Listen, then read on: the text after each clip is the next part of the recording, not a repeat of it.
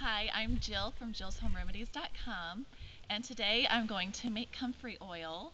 Um, I have some comfrey leaves here that one of my friends at church gave me.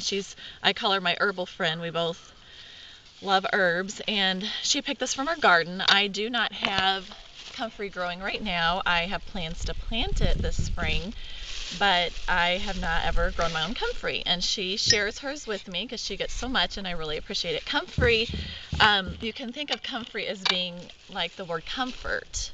Comfrey is used for broken bones, it's used for wounds, diaper rash, burns, anything like that. It is a very powerful healer. And if somebody has a broken bone, you can use salve made from comfrey, or just break the leaves up, kind of make a poultice out of it. And you can also take comfrey internally, but it's not something that I would drink all the time like I would red raspberry or nettle tea or something, peppermint tea. It's more of a medicinal herb. You can take it long term, but it's not something I would just drink like crazy like others. It's very nutritious, but I would tend to use it more as a medicinal herb. So what I'm doing, and these are comfrey leaves, and she gave them to me last night. She picked them last night, and so I wanted to make sure I made the oil today. But the main reason why I'm making the oil is for varicose veins. I forgot to mention that it helps heal varicose veins. I have some varicose veins on one of my legs from having my 4 children. And so I'm, to try to avoid having some kind of surgery or something, I am on the search to heal it naturally.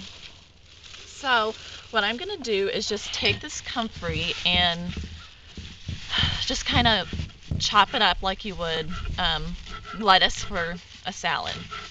Just kind of, you want to chop it, make it, break up all the properties, and you can kind of feels juicy, when you chop it, and that's releasing the beneficial properties of the comfrey, so that will help make our oil a strong medicine. So I chopped it like that, and you can chop it more if you want, but I'm just doing it like that for now. You just put it in, I suggest, a wide mouth jar, and you don't want to pack it down. Just kind of do it loosely. And she gave me some other herbs that are still in the bag, some lavender and lemon balm and things. So I'm gonna have to find something to do with that. This is hard to pull there. So let me get some more leaves here and chop these up. And it sure is chillier today than it has been. And I'm trying to beat the raindrops because it's been raining all day and it's cool, and we've had more spring weather rather than the summer weather we've been having lately. So it's been raining all day, and I'm hoping the rain holds off till I'm done with this video. So there's that. It's get a little bit more.